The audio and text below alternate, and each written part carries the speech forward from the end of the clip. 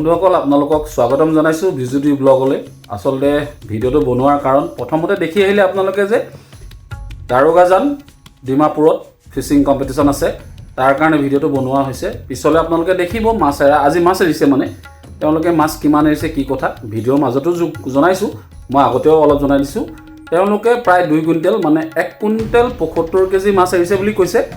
আৰু নেক্সট যেটো সানডে হ'ব দেওবাৰে তাত তেতিয়াও আৰু 3 কুইণ্টেল মাছ এৰিম বুলি কৈছে ৰিংকুৱে একচুয়ালি খেলখন ৰিংকু অচুম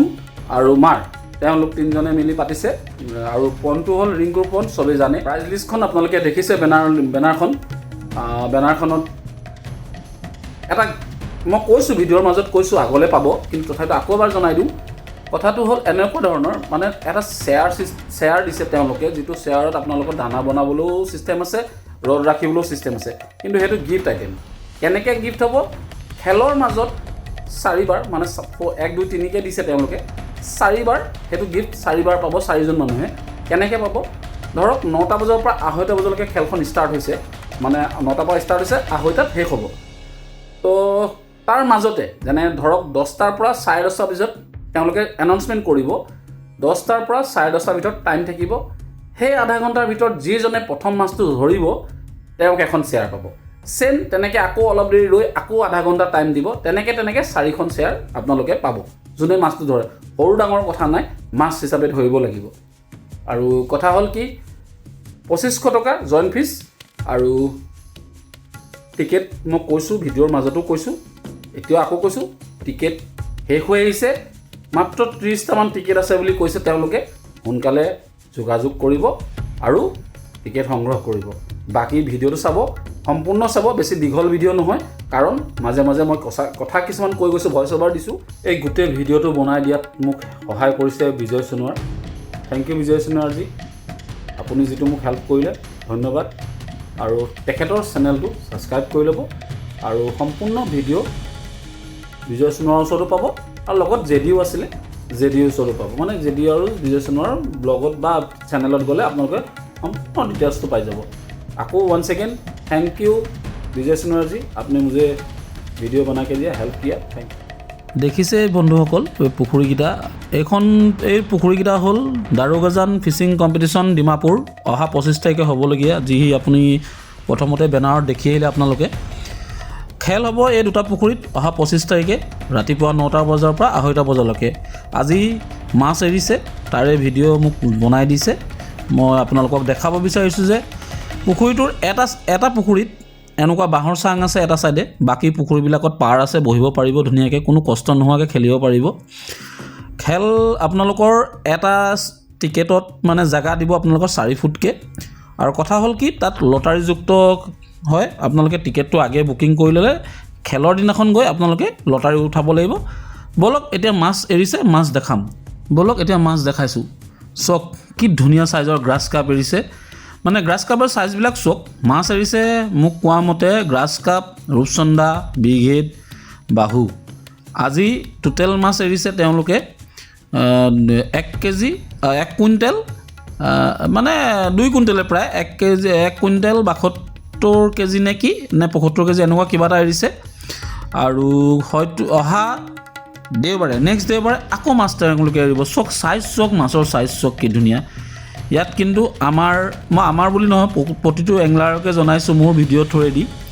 যদি আপোনালোকে যায় এটেম্পটো গ্ৰাছ কাপ কৰিব কিয়নো গ্ৰাছ কাপৰ সাইজবিলাক বৰ ধুনীয়া আছে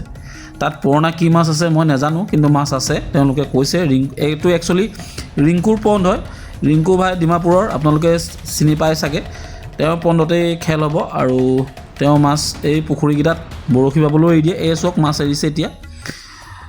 মানে প্ৰতিটো মই যিমানখিনি মাছ এৰিছে মই দেখাবলৈ মানে ভিডিওটো দীঘল কৰিব বিচৰা নাই কিয়নো বিজয় সোণোৱাৰ আৰু জেডি ব্লগ গৈছে তেওঁলোকৰ ভিডিওত গোটেই মাছ এৰুৱা টোটেলি দেখিব মই জাষ্ট আপোনালোকক দেখাব বিচাৰিছোঁ যে মাছ এৰিছে আজি পণ্ডকিটাত মানে পুখুৰীকিটাত বৰ ধুনীয়া সাইজৰ কিন্তু গ্ৰাছ কাপ এৰিছে বন্ধুসকল চাব আপোনালোকে পৰাপক্ষত যিসকল যায় মানে তাত খেলত যাবলৈ বিচাৰিছে বা যাওঁ বুলি ভাবিছে তেওঁলোকে গ্ৰাছ কাপ এটেম লৈ যাব আৰু গ্ৰাছ কাপত ধুনীয়া প্ৰাইজ মানে গ্ৰাছ কাপৰ সাইজগিটা ভাল ব্ৰিগেড আছে ব্ৰিগেডৰ সাইজো ভাল কিন্তু মই যিখিনি দেখিছোঁ বৰ্তমান মাছ এৰোঁতে গ্ৰাছ কাপৰ চাইজবিলাক বিৰাট ভাল 4 কেজি 3.5 কেজি এনেকুৱা চাইজৰ গ্ৰাছ কাপ এৰা হৈছে আৰু 2 কেজি 2.5 কেজিৰ ভিতৰত বিগেট আৰু পুৰণা মাছৰ ভিতৰততো আগৰ মাছ আছেই কিন্তু ৰিংকু ভাইক মই সোধা মতে জাষ্ট মই আগত কল কৰিছিলোঁ আপোনালোকৰ মানে ভিডিঅ'টো ৰেডি কৰাৰ আগত ৰিংকু ভাইয়ে মোক জনাইছে যে বিগেট আৰু কাটলা গ্ৰাছ কাপ ডাঙৰ আছে এতিয়া বলক প্ৰাইচ লিষ্টখন দেখাওঁ প্ৰথমতে ফাৰ্ষ্ট প্ৰাইচটো হ'ল 1.5 লাখ টকা ছেকেণ্ড প্ৰাইচ 70,000 টকা 30,000 টকা থাৰ্ড প্ৰাইচ আৰু 8,000কে 10টা দিছে আৰু 5,000কে 20টা দিছে লগতে আছে ফাৰ্ষ্ট কেছ 4,000 আৰু টোটেল কেছ 4,000 আৰু এটা প্ৰাইজ আছে সেইটো হ'ল আপোনালোকৰ মাজে মাজে আধা ঘণ্টা দিব তেওঁলোকে এনাউন্সমেণ্ট কৰিব 4 বাৰ ধৰক 10টা বজাৰ পৰা 10:30লৈকে টাইম দিব সেই টাইমৰ ভিতৰত আপোনালোকে যোনে প্ৰথম মাছটো ধৰিব সেই মানুহজনে শ্বেয়াৰ এখন পাব তেনেকৈ তেওঁলোকে মাজে মাজে আধা ঘণ্টাত এনাউন্সমেণ্ট কৰিব তেতিয়া তাতে যোনে সেই আধা ঘণ্টাৰ ভিতৰত মাছটো ধৰিব প্ৰথম মাছটো ধৰিব ডাঙৰ সৰু কথা নাই তেওঁলোকে এটা প্ৰাইজ দিব আৰু এটা কথা হৈছে তেওঁ কোৱা মতে মোক এই কমিটিখনত অচুম আছে ৰিংকু অচুম আৰু মাৰ তেওঁলোকে 3জনৰ নাম্বাৰ আছে মই দি দিম নাম্বাৰখিনি আপোনালোকে পাই থাকিব তেওঁলোকে কোৱা মতে এটা বুলি নহয় 2-3টামান ছাৰপ্ৰাইজ গিফ্টটো থাকিব সেইটো খেলৰ দিনাখন তেওঁলোকে ৰিভিল কৰিব আচলতে মোক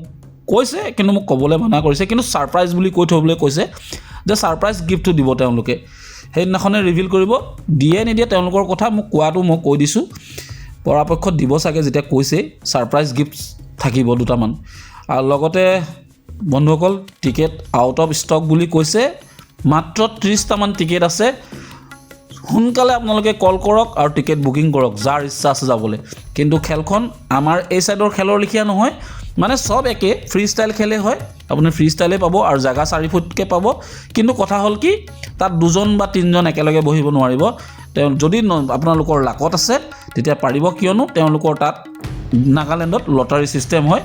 সো ৰাতিপুৱা গৈ আপুনি লটাৰী এটা পিক কৰিব লাগিব মানে উঠাব লাগিব বাকচৰ পৰা যিটো নম্বৰ পৰিব সেই নম্বৰটোত গৈ আপুনি বহিব লাগিব তেওঁলোকৰ তাত তেনেকুৱা সিস্টেম মই কৈছিলোঁ যে অসমৰ আমাৰ মানুহৰ কাৰণে দুজনকৈ মাজে মাজে দিয়ক কিন্তু কথা হয় ঠিকে তেওঁলোকে মোক বুজালে যে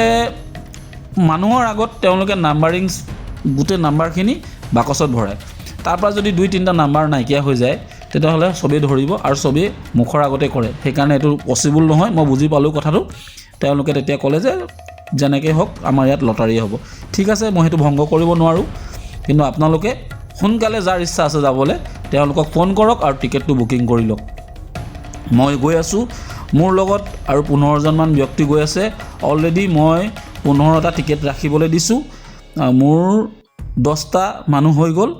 দৰকাৰ পৰিলে মোকো ক'ব 5টা টিকেট মোৰ ওচৰত এভেইলেবল আছে ঠিক আছে বন্ধুসকল ৰেডি হওক 25 তাৰিখলৈ আমি গৈ অসমৰ পৰা দেখাই আহোঁ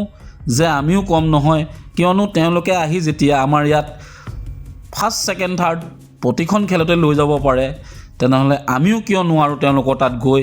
মাছ ধৰি ফাৰ্ষ্ট ছেকেণ্ড থাৰ্ড আনিবলৈ আমাৰো শক্তি আমিও দেখাওঁ এইটো নচিবৰ খেল কপালৰ খেল কোনোবাই পাবও পাৰে কোনোবাই নাপাব কিন্তু আমি জোৰটো দিব পাৰোঁ আমিওতো দেখাব পাৰোঁ আমাৰ খেলখনৰ কাৰণে এয়া আছিলে কি ধুনীয়া পুখুৰী আচলতে পুখুৰীকেইটা বৰ ধুনীয়া যথেষ্ট ডাঙৰ আৰু স্কোৱাৰ পুখুৰী ভাল লাগিলে পুখুৰীকেইটা চাই বলক ৰেডি হওঁ যাওঁ আমি টঙালী বান্ধো